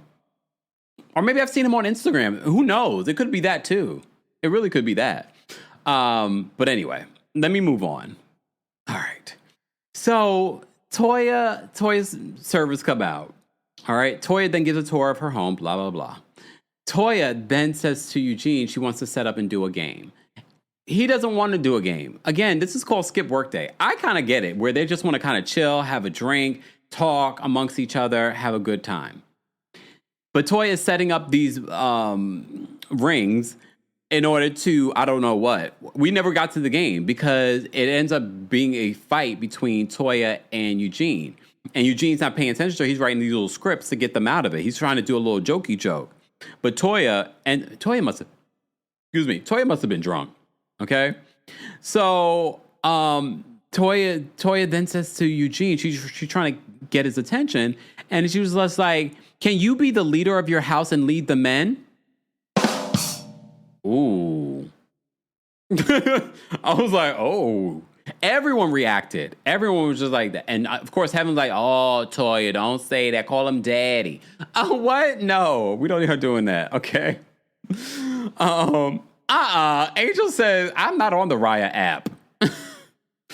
I don't think I've seen him on Hinge either. I need to delete my Hinge. Like, you know, they say it's the app to be deleted. I say, yeah, I'll say that for a whole different reason. Angel says Kempire is playing with us. He knows that man from the Raya app. I am not on the Raya app, and based on what I've heard, none of these apps really are that good. All right. So, Toya then says to him, "I'll be the leader of your house and lead the men." So everyone was like, "Oh." And then Eugene and Toya start getting into it in a back and forth. Eugene says that the other ladies agree with him. This is when they went back into the house. Because she's just upset. And she's just like, look, what are you doing? And then he cusses at her. She's like, don't effing curse at me. I'm like, oh my. Like, it gets real heated between them. And he's just like, even your friends reacted to how you were speaking to me. And she's like, you think I care about these B words? The way I would have left. Because first of all, who are you calling a B word? Okay? Yeah, Ashton and Avery were upstairs. She said it. She said it in this scene that they were upstairs. So she's like, I don't care about these B words. And I'm just thinking to myself, first of all, why we all got to be the B word? So she's literally crashing out. If you didn't know what crashing out meant, this is crashing out. So she's upset with Eugene for the way that he reacted. And then she flips out on him when he comes inside trying to talk to her. It's like, don't try and be nice to me now. And he cusses and she cusses. And it was a mess. It was a complete mess. Then she gets upset and she goes up to her closet with the tree. Okay? Anila goes with her and is trying to calm her down. Dr. Contessa ends up going there. And then I see a flip. Because I'm thinking she's going to talk about how mad she is at Dr. Eugene. And she says that she's mad at Dr. Heavenly and Mimi. And I'm like, wait, what did they... I mean, I can understand her probably being mad at Dr. Heavenly, but not to the point where, like, how are we flipping this on Dr. Heavenly? After the way you spoke to your husband and because he didn't do something that you wanted to do. It was weird. It was weird how she shifted it. And when she had the conversation with Dr. Contessa and Anila, she went and Quad, she then went downstairs, and instead of apologizing to her guests, she flips on her guests. And she's like, y'all care about my effing marriage? Y'all don't care about my effing marriage? And then she calls out Dr. Mimi, she calls out Dr. Heavenly, and she calls out Brandy. And Brandy's just like, how I get in this? I'm your girl. Apparently not. Brandy does later apologize to... She gave a really nice apology. I wouldn't have been apologizing because I don't think they had anything to apologize for at all. But then they flash back to how all these women have judged her all over the years for her moving from house to house and things like that. So apparently this is what she's feeling. She was feeling the pressure. She tried to put it on Dr. Eugene, feeling the pressure of these ladies coming to visit the home. I think she was feeling the pressure and insecure. But I also think she was embarrassed by the way that she acted towards her husband in front of all of her guests. Not just the cast, but all of her guests. And the thing is, she doubled down when she was on Watch What Happens Live about it. I was just like, what is going on? Miss Whistledown on Twitch says, super projection. That's exactly what it was. It had nothing to do with Dr. Heavenly, Mimi. It had nothing to do with them. It had nothing to do with Brandy. Right? The V-Light says they come for Brandy every week. I didn't understand why she was redirecting, but Dr. Jackie even said this in her confessional. This is not about Dr. Heavenly. This is about her being embarrassed. And that's the easy excuse. And then she flips on Dr. Heavenly when Dr. Heavenly is, Toya, I'm leaving. Can I get my purse? My fake purse? And she's like, yeah, you started all of this. Because they flash back to what Dr. Heavenly and Dr. Mimi may have said. I don't feel like what they said was wrong, but Quad said it best. She's like, when you're in someone's house, you just got to be like, oh, you can't say anything. You can't move too crazy because then they're all going to be like, what? You said something. I think she was drunk. You guys were right. I think she was drunk. But even if she was drunk, you know what they say about drinking? That's like the truth serum. Anyway, Namaste Jay says, I like how Dr. Mimi handled getting put out. It was very sophisticated and classy. And she knew not to even engage with Toya. She probably also could tell that Toya was inebriated. And she's like, this is not the time to have the conversation with her. So Toya ends up leaving. Not Toya. Dr. Mimi and Dr. Heavenly end up leaving. But Toya still is blaming Heavenly. She says Heavenly is the reason for it. She's like, I got, I don't know. You got not much of anything. Toya, I was riding with you most of the season, but after this week's episode, the way you spoke to Dr. Eugene earlier, then at the party, and now here, I'm like, okay. Yeah. Mitch says Will Ferrell's son was the bartender. Yeah, we forgot to talk about this during Potomac because you saw that Andy was trying to hook up Will Ferrell's son. How old is Will Ferrell's son? I'm thinking he's in his 20s. Was trying to hook him up with Ashley. Why are you trying to hook Ashley up with? I don't think Ashley's having a problem being hooked up with anybody. Mind your business. It's a weirdo behavior. It's weird. Way of Keith, like it's always he's encouraging all this Bravo celebrity intermingling. Like it's weird. Mind your business, grown man. Keith, thank you for another super chat. Keith says everyone knows how Toya gets once the Patron hits. Dr. Eugene was that nerd in school who would have never thought that he could have gotten a baddie like Toya. I mean, we've been saying that for quite a while now, but he's gotten it. Like, sir, now what? Okay. All right. Yeah, I don't think Ashley was going to get with him. Well, who knows with Ashley, even though she's in New York City with Josh Harlow. All right. Guys, if you missed our Real Housewives of Potomac recap, be sure to check that out. It's here on the channel. You can also hear it on the Kempire podcast later on today. You can also hear this Married to Medicine recap on the Kempire podcast while you're there. Don't forget to give us a 5-star review on Apple Podcasts and on Spotify. I did drop the call and link for the general audience. We're going to take some quick callers. Okay. Live chat, we're almost at 600 likes. So let's get to 600 likes and I'll drop the call link for you guys. I'm not going to be here long anyway because I'd like to get off by 5 o'clock so that I can go meditate, have dinner, and mind my business and be in these streets and ignore you guys when y'all see me with my headphones on. I'm joking. Exactly. Houston Foodie says, Andy, mind your business. All right. Oh, Tyler's backstage. Tyler didn't even call in for Potomac. You're not watching Potomac, Tyler? I'm over it. I'm so sick of Angel. Every time she gets on TV, I just get bored and go to sleep. I can't. Sorry. That's okay. I was wondering. Potomac. I was like, wait, Tyler hasn't called in for Potomac. Right. I'll see them at the reunion. But as far as Married to Medicine, originally I was like, I'm ready for this show to end. But I like the way they're ushering in the new cast. I like that they waited to kind of show Mimi with her autistic son and things like that. I'm interested in them going a little further into Brandy and Mimi's family dynamics. I like it. Toya, I will say this. Here's the thing. They give Toya a lot of passes for things that they have given Quad grief about, i.e. when Quad shot out the Sister Circle girls and let it be known that she has another set of friends. Toya told you all in your face while she was drunk that I don't give a F about them B words. Yeah. She's letting you know that she does not like y'all. She doesn't really care about y'all. And y'all sit there and let her, like, I guess because they're scared of Toya. I don't know what it is. But I feel like if that was Quad, they would have held on to that to the end of no time. But once Toya does it, it's never a problem. But I think Toya knows they look at her as less than, don't think that she has much education. They kind of treat her like that, and it shows. They've been, and they continue to treat her that way. I'm like, at this particular point, y'all had to garner some respect for her, but I guess not. Yeah, but they don't. But I mean, I do feel like Toya should be reprimanded for how she acted, drunk or not. The things that came out her mouth shows exactly how she feels about those women. Mm-hmm. And that's that on that. But that's all. Thanks, Tyler. Take care. Is Will Ferrell's son? I knew he was in his 20s. He's 21.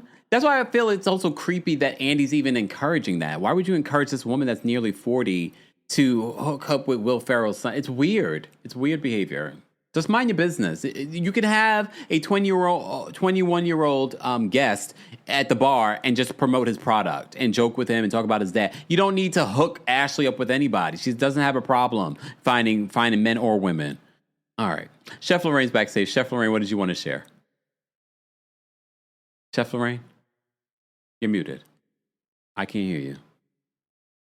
Chef Lorraine. I'm so sorry. Hi, Kempire. What's going on? I'm in here baking cakes. I'm so sorry. Okay. Yes. Okay. I got a lot of Christmas orders for cakes. Okay, that's good for you. Yeah. But you want to know something? Toya really showed her, like my mama would say, showed her natural tail last night.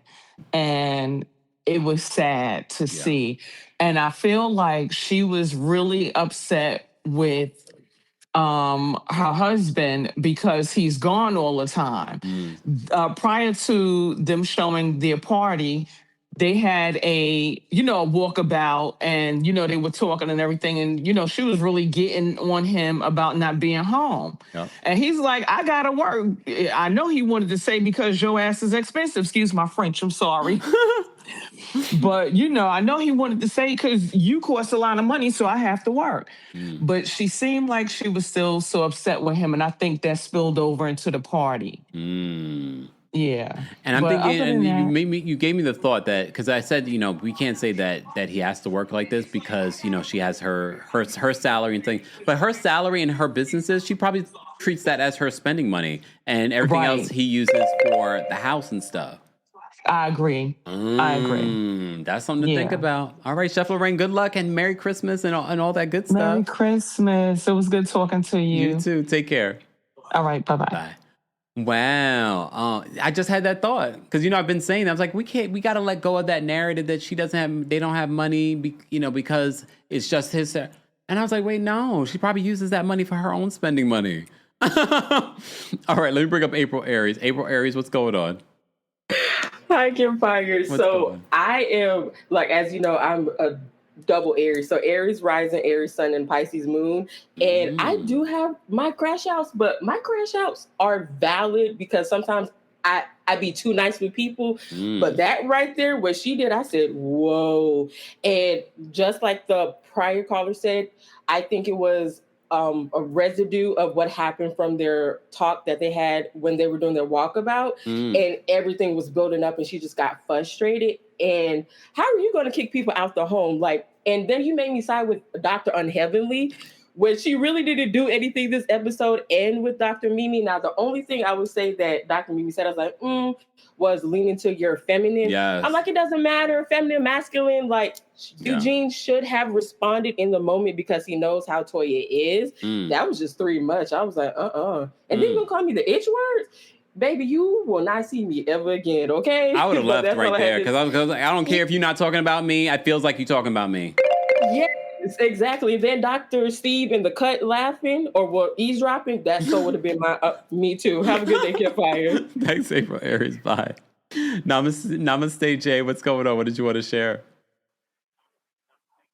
I can't hear you. Namaste, Jay. Hey, Kempire. Oh, there you go. I just wanted to say that I do appreciate Mimi showing her the frustrations and the shortcomings of having an autistic child, being as though I'm an autistic mother myself. So to see that on screen was very heartfelt, and it made me relate to her and love her just a little more. But Toya was drunk. Toya knew she was drunk. So for her to sit there and say, oh, I'm not drunk, yes, you were. And then why would you even embarrass your husband at that party like that? I didn't get that at all. And the whole party scene was just the fact that you were supposed to come out and be having an apology and a heartfelt moment just to come out and tear everybody a new one and make the party so awkward. It was like, yeah, it's time to go. Let's wrap this up. Call it a night. We had fun. Thank you. But yeah. But thank you. I love watching you all the time. You are the greatest, and you really made my 2025. Oh, thank you so much, Namaste, Jay. Merry Christmas, Happy Holidays, all that good stuff. All right, let's bring up We Know's next. We Know, what's going on? What do you know? Happy holidays, Kempire. You too. Actually, not much. I don't care for the show anymore. I'm over it. Oh. Toya is a brat. Eugene created that brat, and he needs to live with it. I love Mimi's segment. She is amazing. It's truly a special dynamic for children who have siblings on the spectrum, and I love how they're handling it. No one gets it right, so they don't deserve any other criticism they may or have been getting online. Oh, but that's all. Had they been getting criticism online? Yes. Oh. TikTok been brutal. Oh, yeah, TikTok and Twitter are in other places. Oh, I didn't know that. Yeah, it's ridiculous. But happy holidays. Love you. Thank you, We Know. Bye. Bye. Y'all need to leave them alone because unless you're even if you have your own situation at home with an autistic child, mind your business. It's not, and you're only getting a glimmer into their lives. All right, I'm gonna bring up Keith next. Keith, hey Kempire. No, we can't hate Kempire at me. No play. Go ahead. Oh, well, actually, first of all, my friend wanted to say thank you because I actually sent over the $40 over to her. 50. Because, We mean 40. 50. It was 50? I'm sorry, I forgot. But she wanted to say thank you because she runs a nonprofit where she gives back to battered women. So I just wanted to give it to her so she could buy like the essentials or whatever. So she wanted to say thank you. Thank you. Yeah, of course.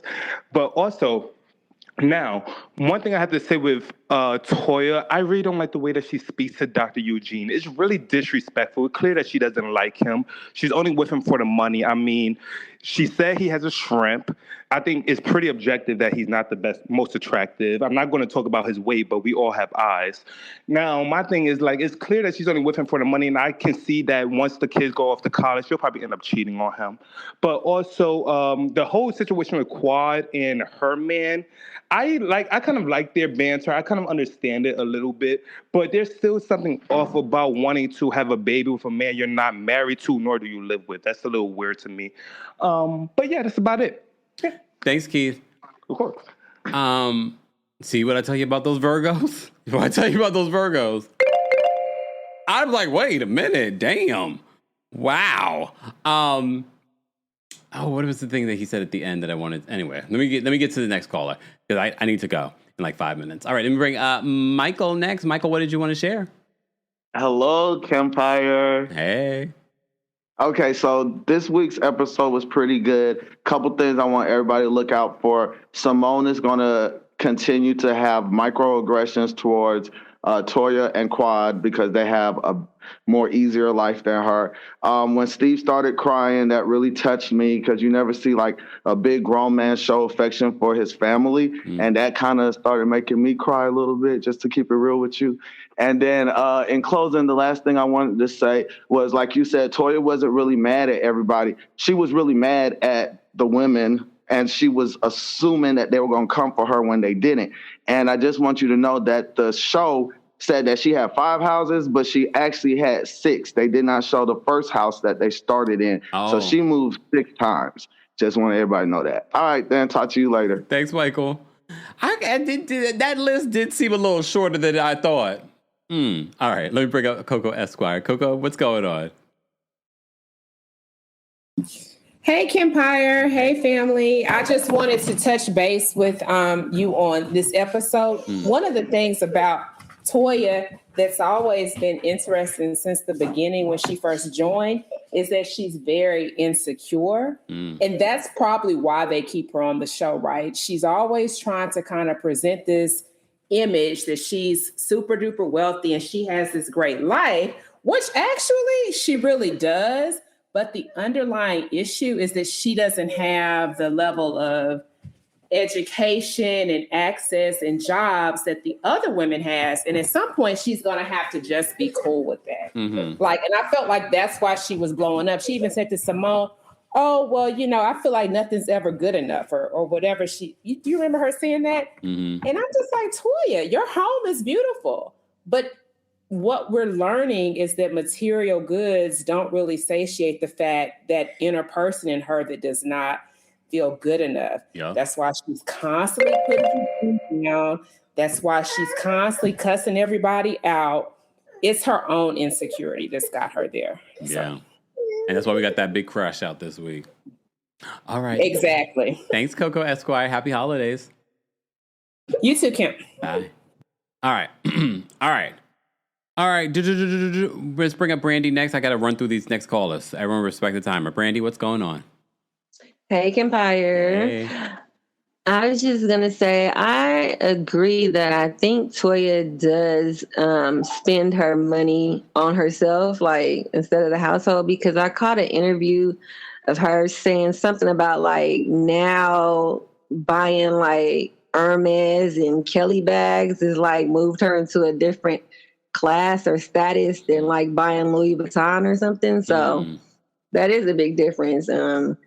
I think she's spending and not saving. And I went back and watched season 5 reunion too because you were talking about it.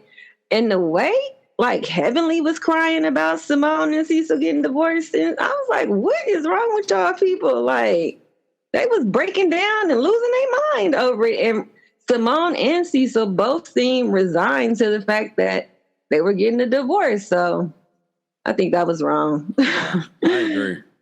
All right, Brandy, thank you for calling in. Okay. Bye. All right, let's bring up Valerie next. Valerie, what did you want to share? Hi, how is everyone? Hi, Kempire. Hey. Hey, I just wanted to say I watched that episode last night, and I just believe that Toya's husband definitely needs to get a backbone. I mean, that was very cringe to watch. And like, Toya is just like a child. If you keep letting them get away with it, they're going to keep doing it. I mean, he definitely should have stood his ground as the man of the house and put her in check, but he never does. And like I say, her actions are just going to continue.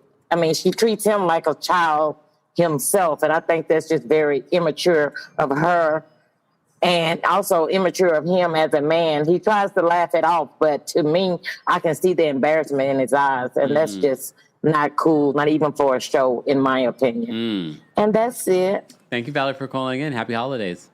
Same to you. Bye. Yeah, because I mean, even if it's just for the show, like the entire world's seeing this. All right, let me bring up Amaya next. Amaya, what's going on? Hi, Kempire. How are you? Well, how are you? Good. I think I just have an unpopular opinion about the show ending. It would just make me really sad to see a group of Black women out of work. I know most of them have other jobs, but for the ones that don't.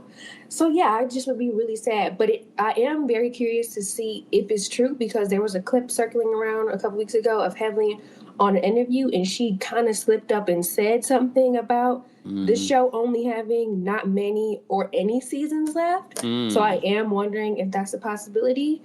I just really hope they do a reboot and not get rid of it completely, because I do think Married to Medicine brings a lot to Bravo compared to some of the other shows, especially some of the Housewives shows. Yeah.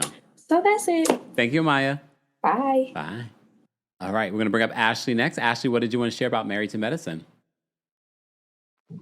Hey, Kempire, how you doing? How are you? I'm good.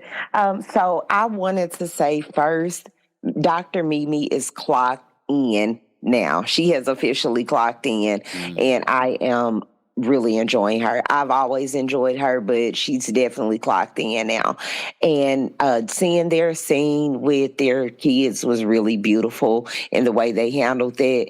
But my point that I really want to make is to production, since I know they probably watch your show, is they need to put more into Married to Medicine. And I think that is one of the biggest problems, is because I was looking for the episode in Kempire. I had to search for Married to Medicine. They push Housewives of Atlanta really hard. Like, you see it everywhere. They promote it really hard. Yeah. But when it comes to Married to Medicine, it's like almost non-existent as far as their promotion. Yeah. So I think if they would put more into it, it would really, benefit. Yeah. So that's my thing. I think they need to put more into Married to Medicine, because we shouldn't have to search. Ashley, thank you so much for calling in. Happy holidays. Thank you. You too. Bye. I mean, the other Bravo celebrities will tell you that they probably do feel like second-class citizens, especially at BravoCon when it comes to the Housewives. They're all treated very differently in comparison to the other. I think it was Below Deck folks that have said it before, and Below Deck brings in good numbers for Bravo. All right, last but definitely not least, it's our holiday winner, Miss Parker. What's going on, Miss Parker? Hi, Kempire. Hey. How are you? How are you? Good. Can you hear me good? Yep. Okay, so I was calling because I really felt like that scene with Dr. Mimi and Steve was so touching. I felt seen in that scene. My son has special needs. He has ADHD, and he does have some behavioral concerns. So when I saw that, I'm just like, this is a real life situation. And when they said, well, it could have been worse, I literally sent Dr. Mimi a message saying, I felt seen tonight, because just yesterday, my son did have a meltdown, and I was like, you know what? This isn't as bad as the last time. So I truly felt touched, and it kind of like grinds my gears because they are being like kind of dragged online for how they responded, which I'm not sure what the proper response is. Yeah. But when people have a tendency to say a child who is neurodivergent is just bad, or they should know better, and the parents, he should know better not to hit. Well, they don't. Yeah. Yeah. But I really, really appreciate you, Kempire, and I appreciate the chat and all you've done, because once again, I do have a child with special needs, and you have gotten me through quite a bit. You have no idea. Thank you, Ms. Parker. I hope you have a happy holidays and you enjoy your pots and pans. Thank you, sir. Take care, Ms. Parker. All right. Last but definitely not least, I got to go meditate. I'm bringing up Toya. Toya, what did you want? Not the Toya. Our Toya. Toya, you're muted. Toya, you're muted. Toya, can you not hear me? Hello? Can you hear me? Hi, Kempire. Can you hear me? Yes, I can. I can't hear you. Go off. Go. Okay. I just wanted to say, I wanted to give a quick message about Dr. Mimi and her son. I love that they showed that scene because there's so many kids nowadays and so many parents, I'm sure, who feel very, they can relate. I just wanted to say this. I was wondering why he hit her. I thought we would find out more, but even the little girl said he hit me for no reason. And I didn't like that they immediately told her to forgive him and to hug him and say, I love you. I know that he's special needs, and I understand that, but I don't want them to inadvertently teach that little girl it is okay to ignore someone putting their hands on you just because they are special needs. Yeah. Special needs it's not okay, and we can't just teach her to, ignore it and be okay with it, because that can stay in somebody's mind until they get older, and they will think, well, he was just mad. So, I'm used to that because my brother, you don't want to teach her that. So I just would prefer to see something a little bit different there, but I thought that it was really nice to share. I'm glad they're sharing, and I hope that other parents, like the previous caller said, feel seen as well. Amen. Toya, thank you so much. Happy holidays. Bye-bye. Bye. I agree. I that did stand out to me with the immediate, but we have to remember this is a moment that they did not see coming. I'm sure later on they, especially from hearing everyone's reaction to it, that they will, also pour into their daughter and realize, yeah, you shouldn't accept behavior like that, but explain to them why he might react like this in the future. But we have to remember, this is a scene. You're in the car. You didn't expect this to happen. And then they're immediately reacting. I did have that reaction too, like, well, don't say that it's okay, for him to hit her. Obviously, it's not. But again, no parent is perfect. No moment in parenting is perfect. But I'm sure it's all about how you share this information. So dragging Dr. Mimi online is not the way to do it. Okay? Anyway, but yeah, I love these conversations that we end up having. I really do. Thank you to everyone that called in. Again, thank you to our King's Guards. Thank you to our channel members. Shout out to our subscribers. If you're not a subscriber, get subscribed. Don't forget, you can also hear our recaps on the Kempire podcast. Subscribe today on Apple Podcasts and on Spotify. And don't forget the Kempire After Dark, a live show, one night, one mic, one man, one night only.